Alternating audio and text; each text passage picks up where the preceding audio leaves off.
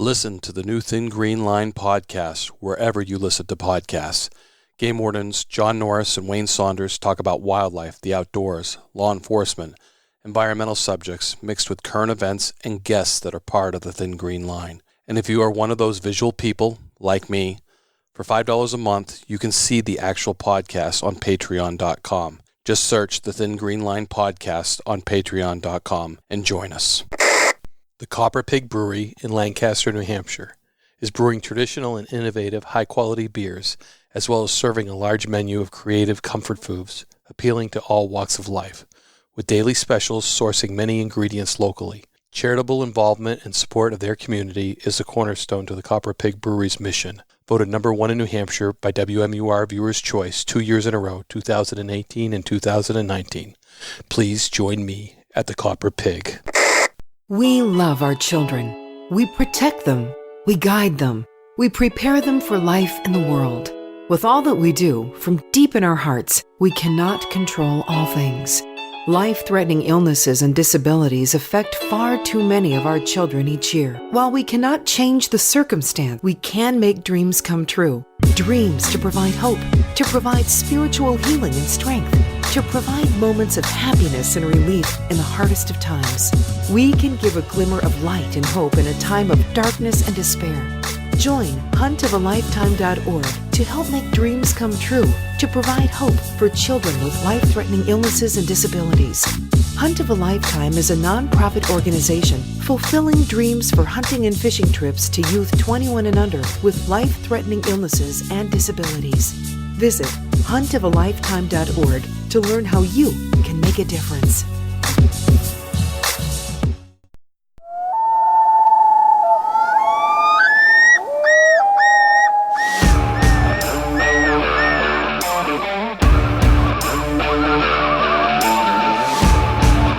Please join me, Game Warden Wayne Saunders, and other game wardens on our adventures protecting wildlife, saving lives, and having fun, all while serving the public and the natural resources of our planet.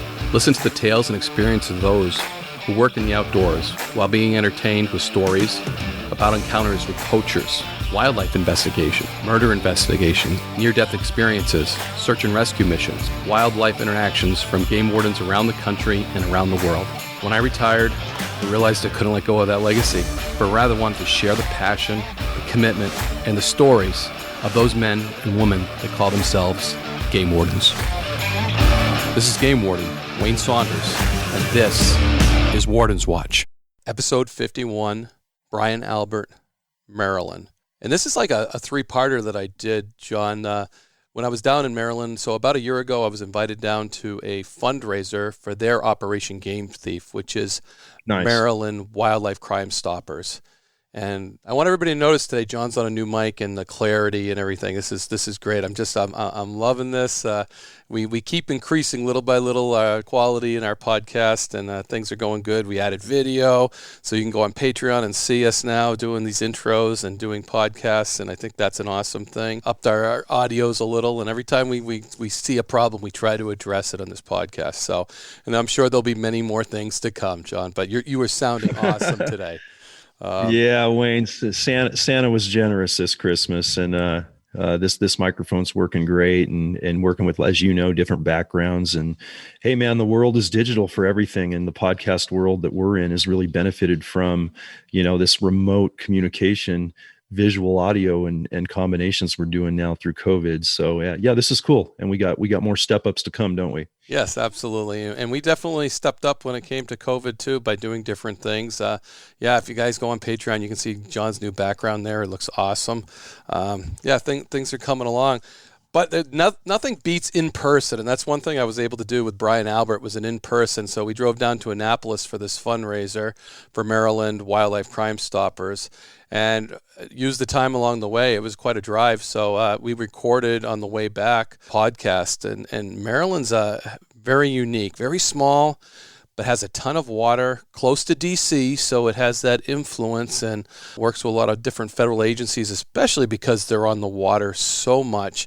And Brian talks about that and the criminal investigation division that he was in charge of for a while. And that's very unique because a lot of wildlife agencies don't have a criminal investigation unit because they had to investigate all the crimes on the waterways, anywhere on the water in Maryland, as well as owned property by the DNR. That is unique to them. I'm not sure. Do you know another state, John, that has a criminal investigation? Or, certainly you can speak to these special teams.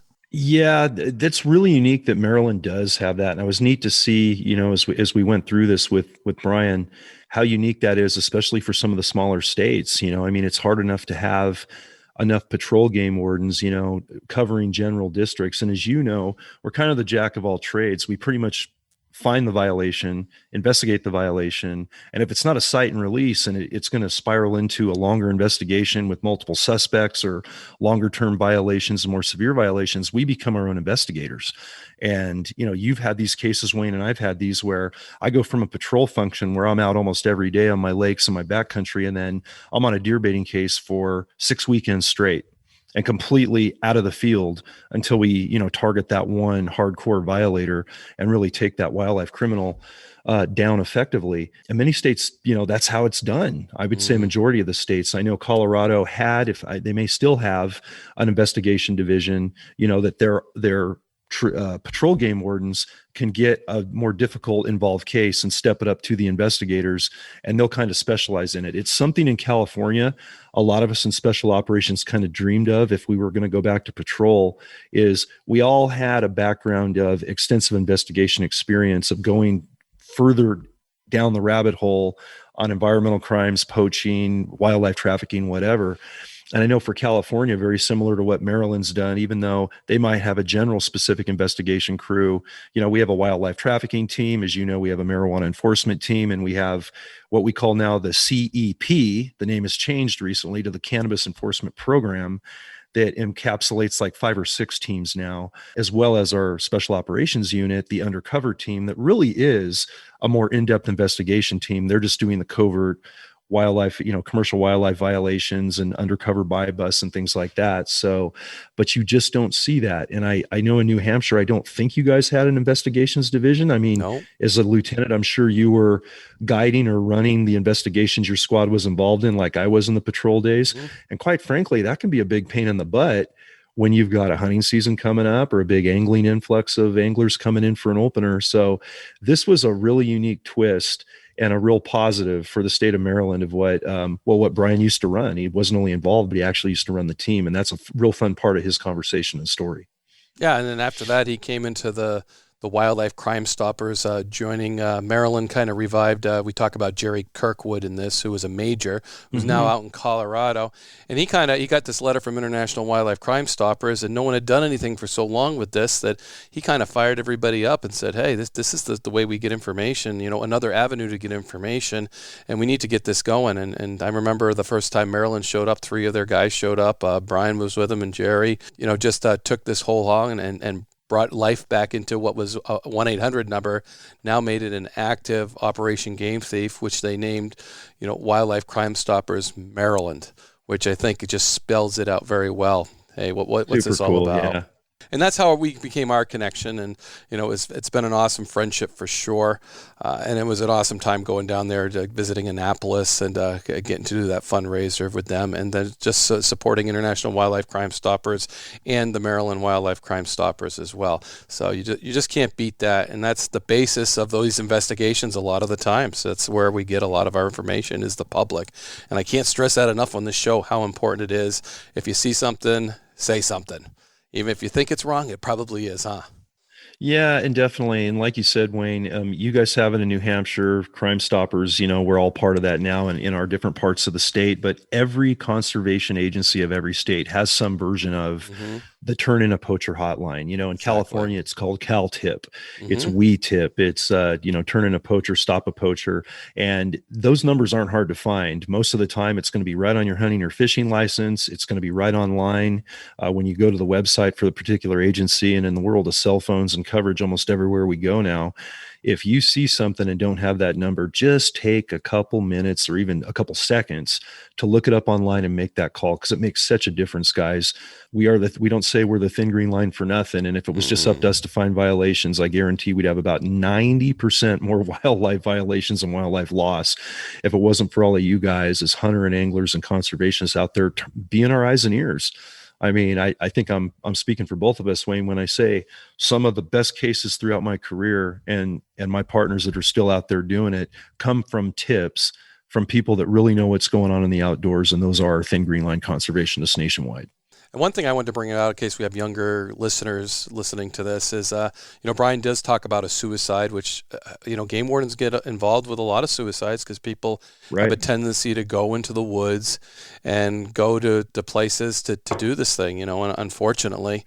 So there is, he describes a suicide. It's not in detail, but it was a very odd one too. I won't get into it so you guys can listen to it, but I just want to give you a heads up that, Brian, through his criminal investigations, ended up investigating an odd shooting that ended up turning into a suicide. So it's definitely different, but, I just wanted to put that out there. And, certainly, we've dealt with this through our whole careers. It's, I get frustrated with people that commit suicide and go and do it in the woods because they're not thinking of everybody else, but they're not thinking in their right mind anyway. So they really should be getting help anyway. So, and that's the bottom line about trying to get help for those types of people that are even contemplating it. You get the people that contemplate it, you get the people that do it. But I just want to give everybody a heads up into that if you didn't want to listen to this episode because maybe you're a younger listener or something, but it's not very graphic. It's just, we talk about it. And I think, getting help for people in those conditions is more important than anything. But it's part of our job as game wardens is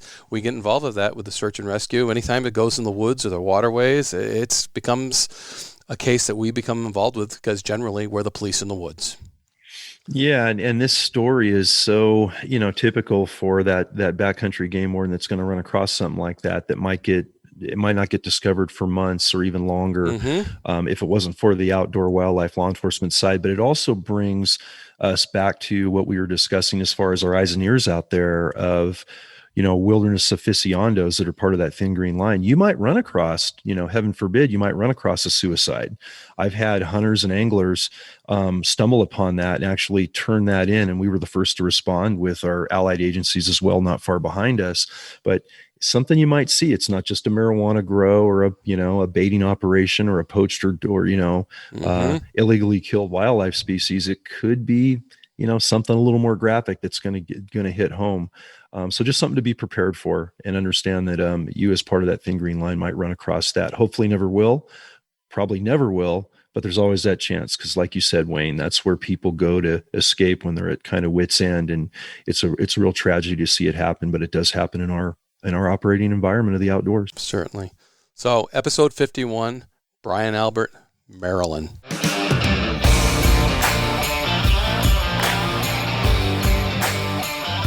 So for this podcast, I'm with Brian Albert, formerly of Maryland DNR, and you retired as a captain, right, Brian? Yes, retired as a captain, 28 years of service. And you are currently the chairman of Maryland Wildlife Crimestoppers, right? That is correct. I'm the executive director. Great. And we're just coming from Annapolis where we participated. Brian set it up and I participated. I did a presentation to some stakeholders. And I always say stakeholders because we all have vested interest in stopping all poaching, which I think, is everybody's message. I mean, we talk about IWC, International Wildlife Crimestoppers, and Lewis Rather's message, stop all poaching. And I think that's ours too, isn't it, Brian? Absolutely. It's the only mission statement I've been able to remember in my career. Stop all poaching. It's easy. Yeah, it's easy. It's to the point. And yeah. And I think that's what every Operation Game Thief, Wildlife Crimestoppers, that's what we got to get out there. It's stop all poaching. And poaching can be a detriment to the resource, but it's just not about wildlife. It is about the resource.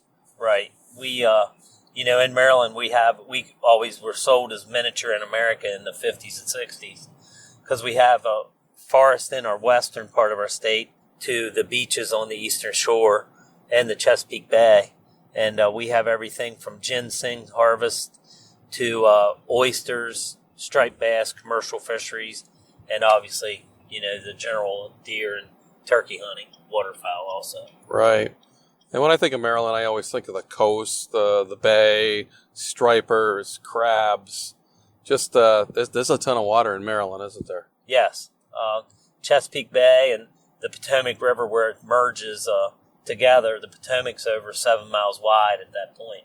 Wow. So it's a very, we have a lot of tributaries, and then we have some freshwater on the Potomac River above Washington, D.C. that we manage also. And then, some impoundments of Deep Creek Lake is a recreation area far west that's used mostly recreational fishing and boating. If you had to put like a percentage on the water, how much does that impact the Maryland DNR police? I mean, how much time do you guys spend on the water policing that? I would probably say we have about approximately 250 officers, and with the amount of boating in Ocean City and the recreational and commercial, we probably spend around 40% of our time on the water or water-related activities. And I would say that's a lot, compared nationwide, but maybe not a lot for coastal game wardens. Yeah, we're tasked with everything from commercial fisheries, and that's regulations that include blue crabs, oysters, obviously, rockfish, even down to some small game fish that are harvested commercially for sale. So it's a pretty big industry in Maryland. Chesapeake Bay is one of the biggest sanctuaries of its kind on the East Coast. Where did you start your career when you got hired for Maryland? I was hired in December of 1991, and I started. My first assignment was on Maryland's Eastern Shore on the Choptank River Fishing Pier, which was a recreational fishing pier that was a state park and very heavily used by recreational fishermen. At that time, we had a rockfish moratorium. And rockfish and striper are the same thing? Rockfish and striper are the same thing. Okay. Just depends on what part of the state you're from, what you call them. Okay. And, it was a pretty hefty fine to possess them out of season. And, they were just making a comeback. And till this day, they have made a great comeback. And why was there a moratorium when you'd say a comeback? And we've attributed it to overfishing and overharvesting of the resource. Mm-hmm. It's obviously some of the watermen's livelihood, and it was big money for those catches of commercial rock fishery. And, overharvesting and poaching took its toll over the years. And then also coupled with the pollutants in the Chesapeake Bay, some other attributes. But we feel that overharvesting was a huge part of that. So it's quite a success story that today we have a large, healthy population of rockfish / striped bass. That is correct. And that coupled with enforcement from, the law enforcement side and the biology side and regulations from our fisheries division on size limits and slot limits and seasons. Mm. Any cases that stand out in your mind over rockfish when you were down there? One in particular, I caught a group of people using cast nets, and they had 77 rockfish in all. Oh, they were at that time it was $500 a fish for the fine. It was very, very steep. This is during the moratorium. Yes, this was during the moratorium. I think it was a little bit of education because they had no idea that they were taking illegal fish. They were just taking whatever their cast net was getting. Mm-hmm. And that's one of the reasons we regulate the use of cast nets in Maryland. Sounds like they're effective. Very effective. And they had fish from 3 inches long to 14 inches long, but it was just a prime example of over-harvesting of the resource. Mm. Yeah, fish you have a moratorium on, and here's people with 77 of them from all shapes and sizes, lengths. Just, that could have an impact. You start doing that every day.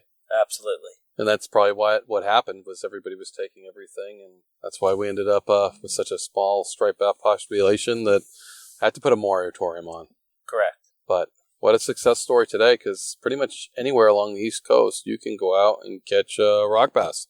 Yes. When they're there. Absolutely.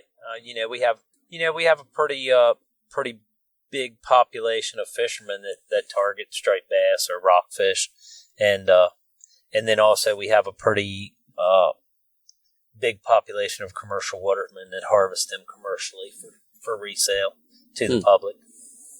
Wow, that's pretty impressive. Oh, and from there, where'd you go after I Eastern Shore? was on the Eastern Shore. I was with the Maryland State Park Service. Okay. And I was a law enforcement ranger, which we had full law enforcement powers, but we also had other duties as assigned, which all of us do. Yeah, I love that bottom line. Yeah.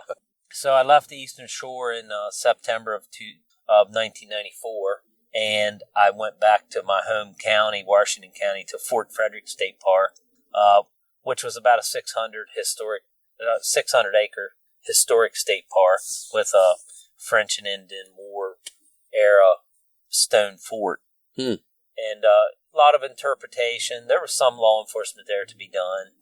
Minimal, but during the hunting seasons, we would get some people illegally doing that, sneaking on for deer hunting.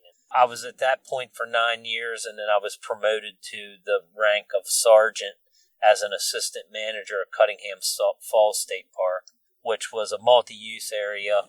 Law enforcement was a little more prevalent there. Criminal activity, marijuana was pretty big in the early 2000s. That we were trying to crack down on the marijuana and illegal drug use in the campgrounds. We had a pretty big day use area that would fill on the weekends since we were so close to Washington, D.C. and Baltimore. And back then, the park law enforcement was divided from the forestry law enforcement to the wildlife law enforcement, right?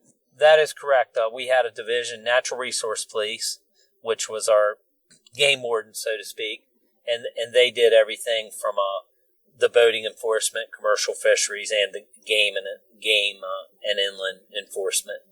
Then the park law enforcement. We did those type of things. We did not do much commercial, but we did the recreational hunting, fishing, and the criminal activity that was taking place in the park. All within the park jurisdiction, basically. That is correct. And then that kind of got all formed together. Yeah, in 2005, January 1 of 2005, a merger took place. We merged the two agencies together. The state did under a governor's initiative. I was the FOP president at the time. Pretty involved with the merger itself. It could have probably been done a little bit better, but all in all, now that we're 16 years past it, or I guess 14 years past it, it is working pretty well, and it's more efficient government that we're delivering for the citizens. Yeah, I think everybody could look back on anything and say that could have probably been done better. Hindsight is 20/20. Absolutely. Right. So then everybody gets all sucked in, and now you have a area patrol, just not specific to parks anymore. Correct. I went from assistant manager at Cunningham Falls to a corporal in that same county, which is Frederick County. Mm-hmm. It's a county just west of Baltimore, about 40 minutes. Has some rugged areas with Catoctin National Park. Camp David's located there. Had some pretty heavily hunted areas. We have a Potomac River that was heavily used. So we had a variety of things to do in that. I was only there for about 9 months when I was promoted to sergeant. I was moved to the westernmost county in our state, which is Garrett County. I was surprised by that move because I didn't put in for that. I was like, but what did you do wrong, Brian? I got a call from the captain, and he said, "Hey, congratulations, you're promoted to sergeant. You're going to Northern Garrett County." And I was like, I paused for a moment because I was like, well, I didn't want to say, well, I didn't really put in for that. Yeah. So I took my medicine and I went there, not unwilling, but I was not disappointed. But yeah, it turned out to be a great thing. We have it's a very mountainous, rural area. Everything from snowmobiles to ice fishing to power boating in the summertime. And I made some great friends that are lifelong friends to this day that that I worked with during that time. Sounds like a game warden's paradise. It was absolutely it. It is almost like the show Alaska State Troopers. That was us. We were doing snowmobile patrols on the roads in the wintertime, ATV patrols in the summertime, fishing patrols, boating patrols. It was just a good time in my career for 4 years that I was there. And then you must have had some good cases come out of those years. Yeah. Basically, I was the supervisor and the sergeant for that county, so I did have some cases, but usually I was the glorious second man in, so I didn't have to write the reports. I didn't have to process the evidence. I just had the adrenaline rush of making the case. Yeah. So we would work together, and usually the officers and the corporals that worked for me and with me would make those cases. Can you share one of those cases that stands out in your mind? Yeah, one that stands out. We had it was a local corporal that's from Garrett County, lived there and worked there. We become friends, and we're very good friends to this day. We were working this spotlighting case. We kept getting complaints and tips that, hey, this was going on, and we just kept scratching our heads. I'd go with him, and we would set from midnight to 4:00, and we were just putting in exhausting hours to try to make a case, which every warden's done that. Yeah. It's February, and Garrett County's pretty known rugged weather, so there's snow on the ground. We're about to wrap up, and it's like 3:30 in the morning. I think I was sleeping, and the corporal was on watch. And, we get a guy in a Ram Charger, an old Dodge Ram Charger, that had a lift kit on it and push bars. I don't know if it had heat or not, but it had a lift kit. Did it have New Hampshire plates on it? Huge, Because it sounds like something. Tires. And it was, he's dredging through 2 feet of snow to kill a deer. Wow. And what we find out later during the investigation, the reason that the time frame, he was a farmer, so he worked on a farm, and he was a milker. He milked cows. Gotcha. So his time frame was he's getting up at 3 a.m, going killing a deer, and then he'd go milk the cows. So that's why we were kind of so long catching him. But that was one that sticks out in my mind. Yeah, no doubt. Was he a little surprised to see you out there? Absolutely. We had a time keeping up with him in the patrol truck in that deep snow. Luckily, he made tracks for us. Yeah, tracked him right to the farm. Yes. Right into the milk room. No, we got him in the field red-handed. So really, that's too funny. So, and most farmers appreciate when you do that because they don't want those guys driving through their fields, whether they're milking for them or not. Exactly. Oh, I just came from a friend's farm, and that was his big thing: is where people were operating. Those farmers just don't like people driving through their fields. Right. They want them in a certain spot in a certain way, and that even goes for the game warden. That's why it's so important to have the relationship with those farmers, so they know that A, that's you, and B, where you can go and not make him mad. Absolutely. Yeah, and that's key of building their trust, and that we're out for the resource and their resource, even their crops and their land and their livelihood. Right. It certainly can enforce where people can go on their land and where they're not. Catch a guy in the farmer's field, we can address that. So after that, you moved up through the ranks?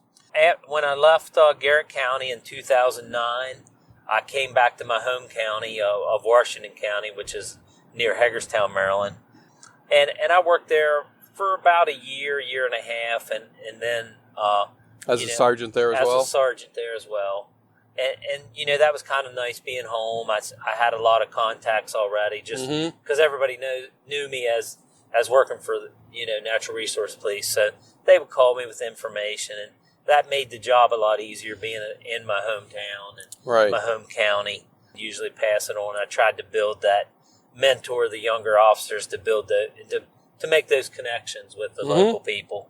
And so then I went, and in about 2010, maybe mid-2010, I was on light duty from a shoulder surgery, and I took over the PIO duties, which is the Public Information Officer, and worked out of headquarters for a few months until I was back to health. But that opened a lot of opportunities for me and created a lot of networking that I had with the press and different organizations throughout the state.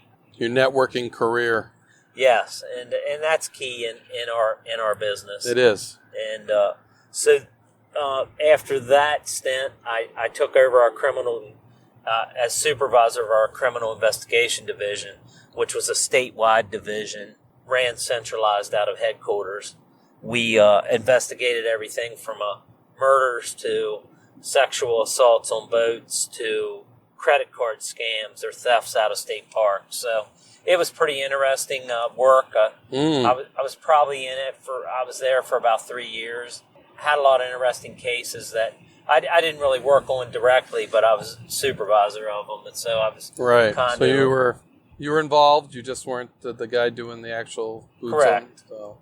I was trying to give the investigators the tools to get their job done statewide, and some of our investigations got lengthy, and it takes some time to get them done, and we did the best we can with the resources we had.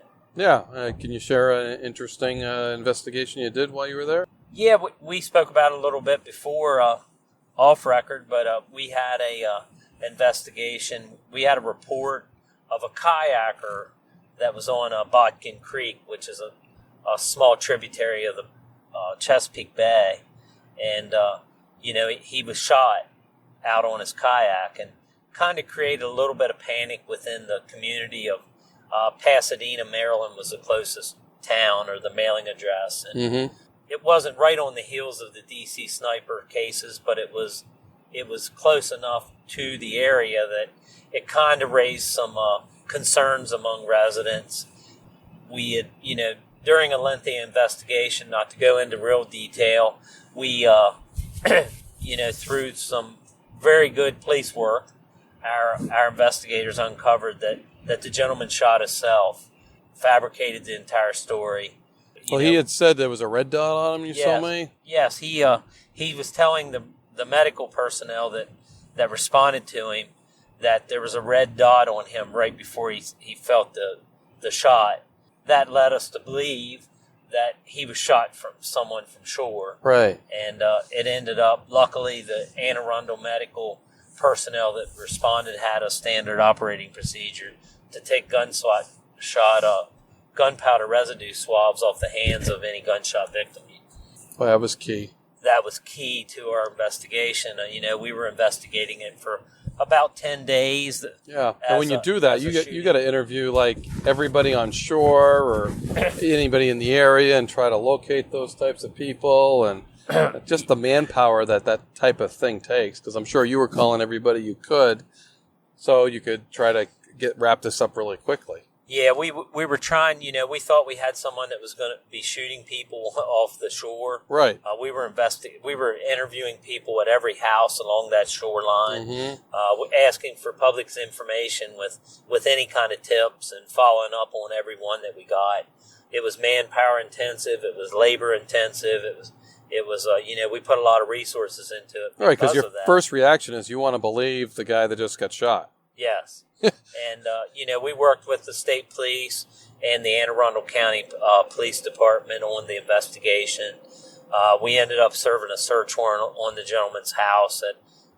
After we received the the gunpowder residue test come back.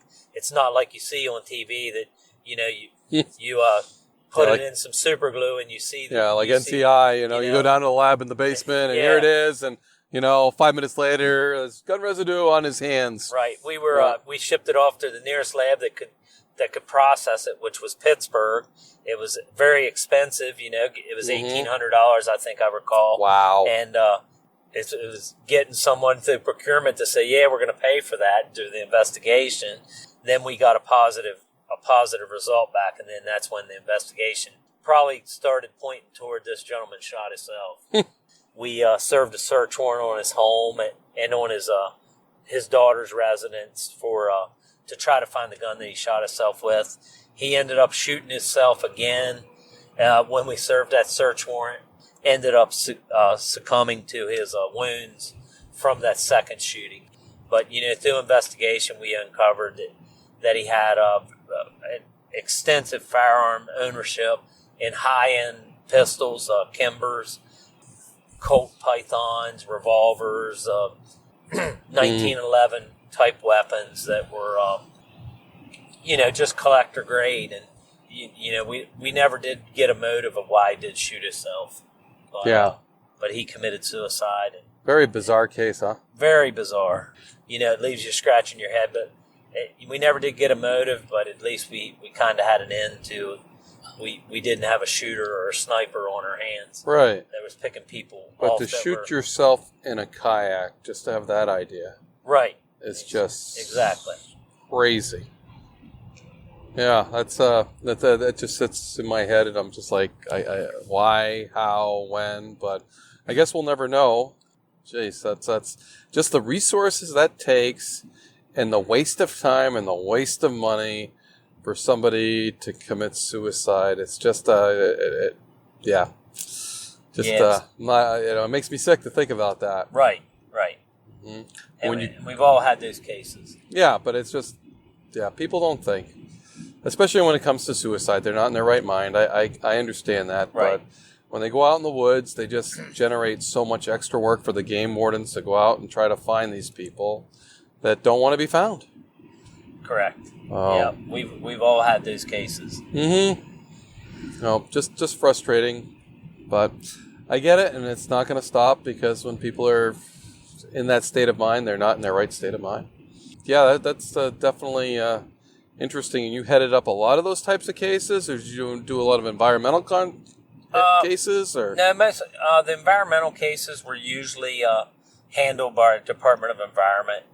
We would assist in those, maybe with some investigation, but usually that we did more the criminal aspect of things, or that's criminal on either land that you guys own, the water. How did that define whether it was your jurisdiction? Correct. Or not? Any lands owned or managed by the Department of Natural Resources, which was all our state parks. We have wildlife management areas. We have state forest in the state of Maryland that are in excess of 50,000 acres. So we had quite a bit of land that the department manages, and we were the lead law enforcement on that.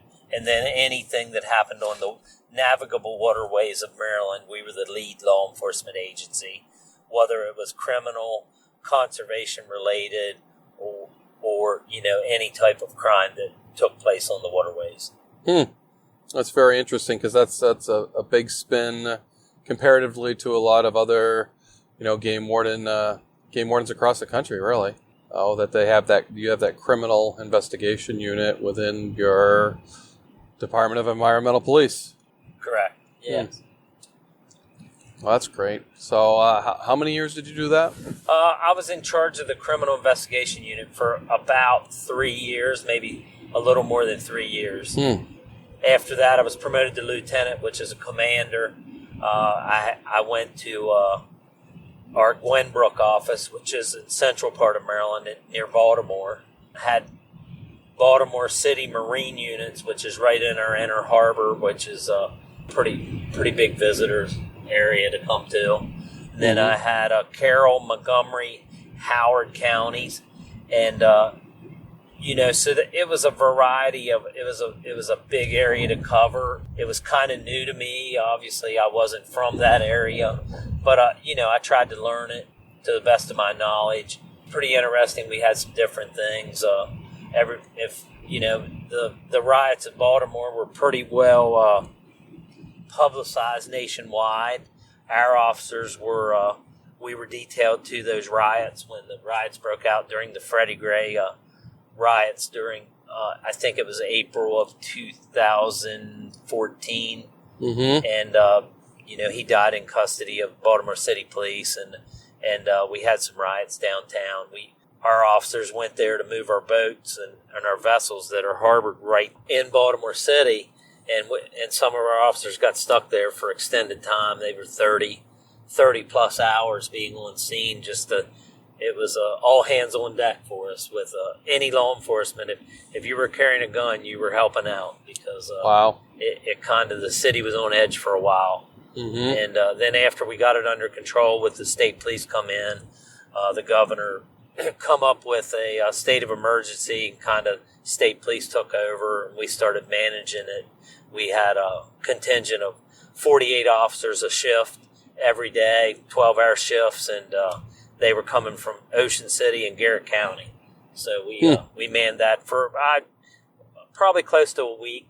So that was an interesting snapshot in my career that we had to deal with that.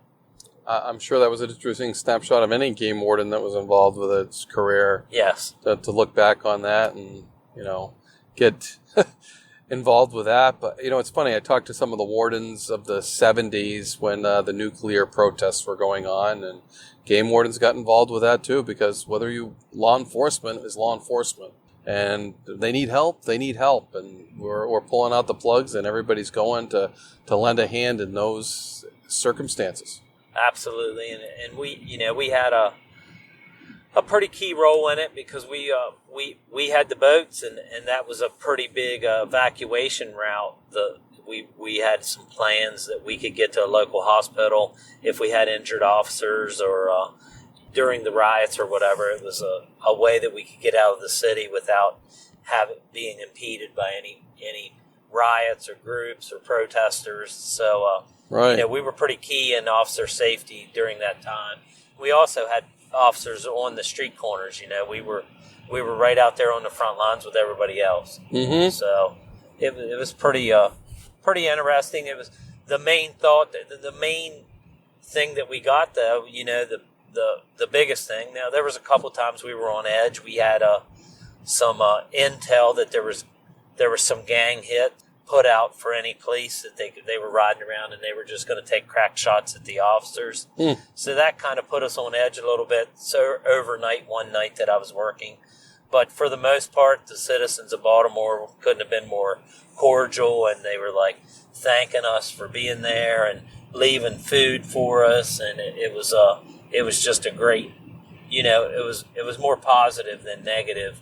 And the negative that you saw in the media that's all that they sold. But it was a positive experience for the most part for me. Oh, that's great. That's great to hear that other side, because like many others, I watched that on TV and you never got that side. And it sounds like, again, the few created the problems rather than the masses. Correct. As it is in a lot of things, we're looking for those very few that want, for all those people that are poaching, and we're only detecting 1%. It's just crazy. But from there, captain, right? Yeah, from there, I was there till around 2015, and I was promoted to captain of the Western region, which is the western 4 counties, Frederick, Washington, Allegheny, and Garrett. Kind of came back to my hometown, and I was in the drop at that time, so I knew I had an expiration date on myself of November of 2019. I got back home and really started drilling down into the community aspect of things, and right. Selling the officers and getting them out there. We started participating in parades, and we started participating in community functions, and we started getting more integrated with the local police and state police, and right. Getting back to our roots that conservation law enforcement, and really selling ourselves as an asset and a resource for other agencies and officers and the community. So that was satisfying to me to make that happen, and hopefully it gets carried on by my predecessors that have taken over for as I've left the service. Yeah, well, that's pretty interesting stuff. Jerry Kirkwood, where's he come into this? Well, I suppose we should let everybody know who Jerry is. Yeah, Jerry's a retired major from Natural Resource Police. He's a career-long friend. He and I, he came on about a year before I did in the Maryland Park Service. And I met him in Texas. I think it was the first time I met him at an International Wildlife Crimestoppers. And I think he was a captain then at that time. Jerry and I were firearms instructors together throughout our Park Service career. We kind of paralleled each other, and I was just a step behind him usually in rank, just by sheer destiny, I guess. And we kind of, went our separate ways for a while, and he was on the Eastern Shore, I was in Western Maryland. But, we always kept in touch, and we kind of moved forward. We got promoted in the Park Service together. And being a firearms instructor and a gun guys, we kind of had that, bond that you create, lifelong friends. He retired in, I think, 2017, and he's living in Colorado now, and he does a lot of travel. Yeah, no, he seems very happy retired, but he kind of came on with International Crimestoppers in that first conference and kind of started reworking the whole Crimestoppers things for Maryland, didn't he? Yes, he was instrumental in getting this program off the ground for us here in Maryland. I think we got a letter that I think Maryland received every year that kind of just got put on the back burner or somebody's desk, and I think that was from the International Wildlife Crimestoppers. I think maybe the first thing that he went to was a regional meeting that happened in Maine. Okay. And then from that, he just kind of took it upon himself. He was a go-getter, so he's like, this sounds like something we need to look into. So he took it upon himself to get the colonel's blessing and traveled to Fredericksburg, Virginia. Fredericksburg, Texas, and I got this thing to the first conference that Maryland participated in, and kind of got it kick-started, and then just he retired and kind of handed the torch to myself and Major Lloyd Ingerson, and we've been not being full-time into the Maryland Wildlife Crimestoppers. It was kind of something, a duty, extra duty that I took on, and we've grown from there. It's taken us a while to get to this point, but I think we're at a point that we got the ball rolling, and I think it's going to start going down the hill that we're not going to be able to stop it. So I think it's going to be a force for Maryland for years to come. Yeah, and that's you've created a nonprofit partner, haven't you? Yes. Created a nonprofit with some board of directors. We have a reserve officer program, which is basically volunteer officers in the state of Maryland. And Stan Samarazic, which is one of those officers, reserve officers and volunteers, he's been instrumental in getting this off the ground and creating the 503. I think it's our 5013C3. C3, yep. Nonprofit organization to where we can partner, and we're a partner with the state, but we are kind of separate entities, so we can kind of do our own things. We're not bound by some state government rules. So it's a very good partnership to have, to kind of fundraise, to put out rewards for tips that we receive that result in convictions of the poachers that we want to curtail. Right. I think you guys went down the same road I did when I got involved with International Wildlife Crimestoppers. I saw the success of other states, and then I took their template and started going with it. Basically, exactly what we did. We bounced some ideas off yourself and Lewis and some other states. I talked to Pennsylvania pretty exclusively. They're a little different. They're a state-run entity, but still an International Wildlife Crimestoppers. But we took the best ideas and tried to mold them what fit our organization best and how it would best serve Maryland. And hopefully we've come out with a pretty good product. Yeah, no, I think so. And today's luncheon with those stakeholders to tell them about it and how to support Maryland Wildlife Crimestoppers, I think is significant and groundbreaking. Yeah, I think it's just going to help us snowball and expand our stakeholders. We had people from the Chesapeake Bay Savers, the Oyster Recovery Project, the Watermen's Association, the sports shooters. We had a variety of people that all have different missions, but we all had something in common, is we want to stop all poaching. Right. So hopefully we can put aside our differences and that we have with those stakeholders, expand our stakeholder group, and move forward with fundraising and education and awareness of the poaching that's taking place in Maryland and other parts of our country. Yeah, and today at the luncheon, I was a speaker, but you had 3 officers telling these stakeholders of success stories based on Maryland Wildlife Crimestoppers, which I thought was awesome, and 2 different degrees of types of poaching too, which I thought was really interesting too. Yeah, we tried to pick a variety of cases that would kind of hit home with the stakeholders and inform them about the process. And our call numbers have went up immensely since we've started the Crimestopper hotline. And we had on our old Catch a Poacher, we had about 8 calls in calendar year 17. And we instituted the Maryland Wildlife Crimestoppers hotline, text and email in September of 18.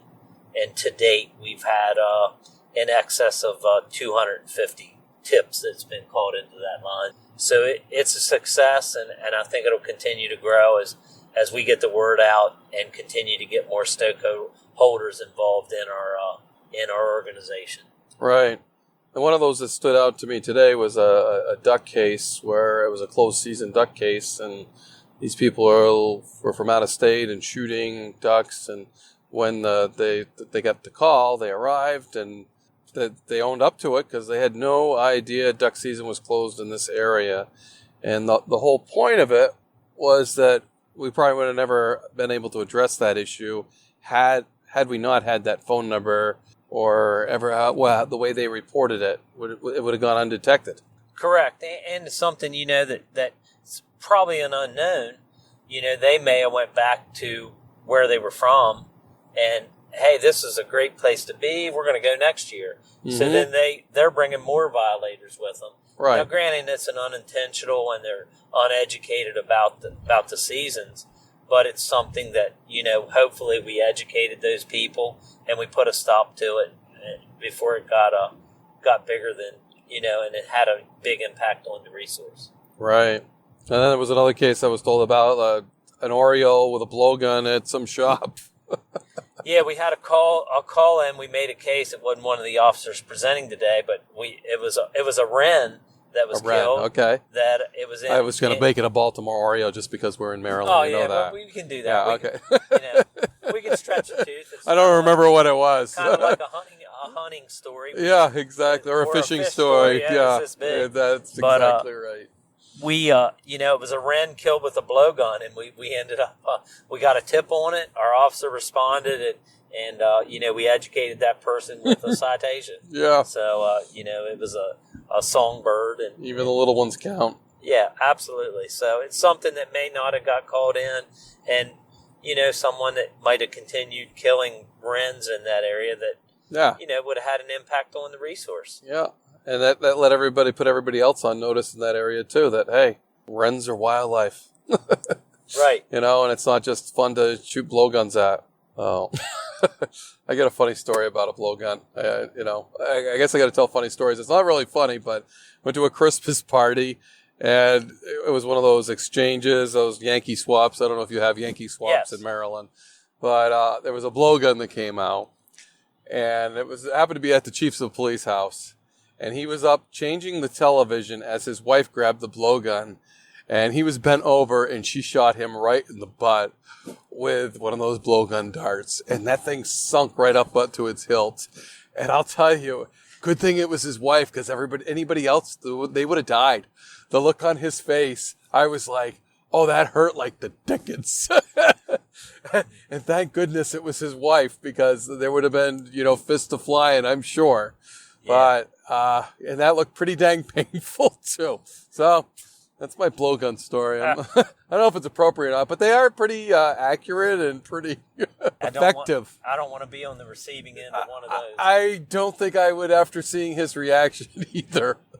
And I'm sure she paid for it later, but the shock on everybody's face was like, oh. But there was another case presented today, the deer case that was across state lines that was really cool too. Yeah, our officer made a very good case on that. It took a little legwork, but he took that. And he's a young officer too, isn't he? He is. He's been on less than a year. Wow. And it was a tip that come into us on an illegal deer kill by an out-of-state resident, a resident of Pennsylvania, and that tip come in on our hotline, and he did the legwork, and he went the extra mile to make that case. Working with Pennsylvania Game Commission, they did some interviews, found the evidence, and he made a pretty large case out of that. He had hunting without written permission, hunting without a license. Yeah, because when he investigated it, he found out there was deer stands and bait on property they had no permission on that was actually posted. Correct, and he went the extra mile to make the contact with the landowner that was in California. Yeah, had no idea what was going on their land in Maryland. He went the extra mile to make sure that he had a good case and a bulletproof case to go to court with. Got a good conviction out of it. Pennsylvania got some fines. He had some violations in Pennsylvania for going across state lines with a violation of a few different regulations from Pennsylvania and Maryland. So it was an excellent case that we wouldn't have made without the Crimestoppers in place. Yeah, and what a lot of people don't understand is there was federal violations too, because it would have been a Lacey Act violation because he violated in one jurisdiction and moved it to another jurisdiction from the state of Maryland to the state of Pennsylvania. So this kid could have been in a world of hurt had he been charged federally. Correct. It was just good police work on a young officer. Someone taught him that. Hopefully that's being handed down from wardens over the years on how to make that case and how to properly, do your homework and gather the evidence that you need to make a good case. Right. And the other thing we're seeing from state to state is with CWD, chronic wasting disease, and other wild game diseases that a lot of states aren't allowing, the whole carcass to come along. It can only be the meat, not the bones or the brains and that was another violation which more and more states are taking very seriously because we want to stop this disease from spreading across the United States. That's correct. We get a few of those cases every year, but I think they're going to continue to grow as more education gets out there about CWD and how it's spread. If steps we can take to decrease the spread of this disease is what we're going to do. Absolutely. And enforcement's the only way to take the action against that. And sometimes I don't think that the sportsman understands how serious it is, and it's not a big deal. I'm just going to go take my deer and process it, when I get home. Correct, and that's something that I think education is. And sometimes it has to be through enforcement action and a citation and fines. But I think the education part's where we need to get if we can get to them before they violate and understand the seriousness of it, and we're basically trying to stop the spread of disease. Right. And this is the way that we're handling it.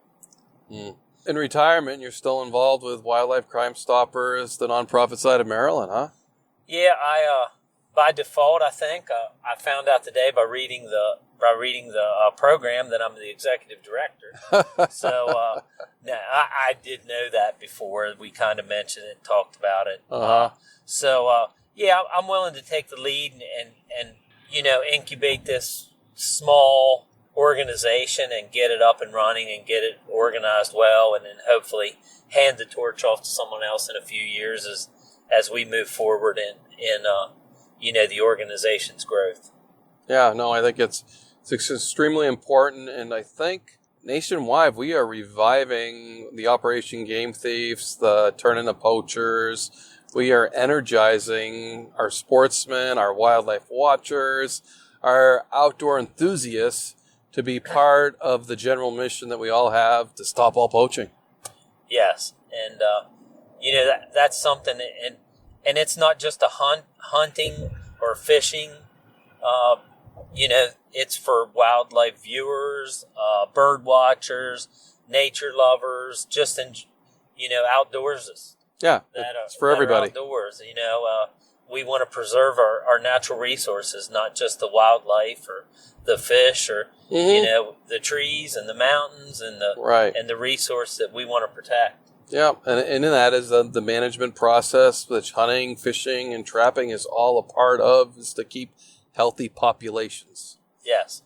So it's a big puzzle that we're all pieces of, especially law enforcement. And I don't like to see law enforcement left out of that management equation.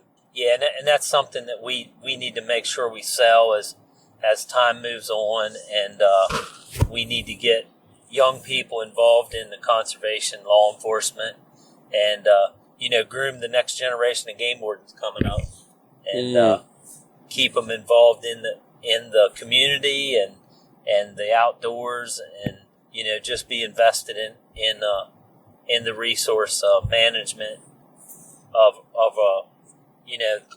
everything we cherish. No, I totally agree, and that's for sure. And that's what getting the message out is all about, and sharing our stories of success and Maryland's stories of success. So really appreciate you joining me on this ride home from your first luncheon to get those stakeholders involved and start working on the mission to stop all poaching and continue that mission.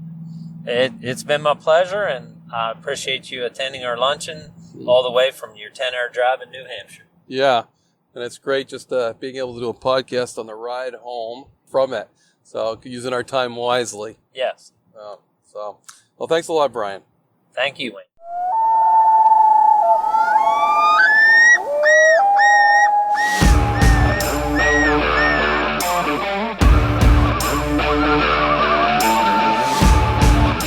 Please join me, Game Warden Wayne Saunders, and other game wardens on our adventures protecting wildlife, saving lives, and having fun, all while serving the public and the natural resources of our planet.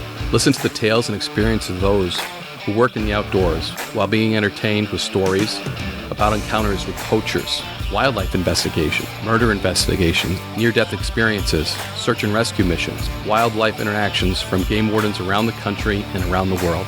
When I retired, I realized I couldn't let go of that legacy, but rather wanted to share the passion, the commitment, and the stories of those men and women that call themselves game wardens. This is Game Warden Wayne Saunders, and this is Warden's Watch.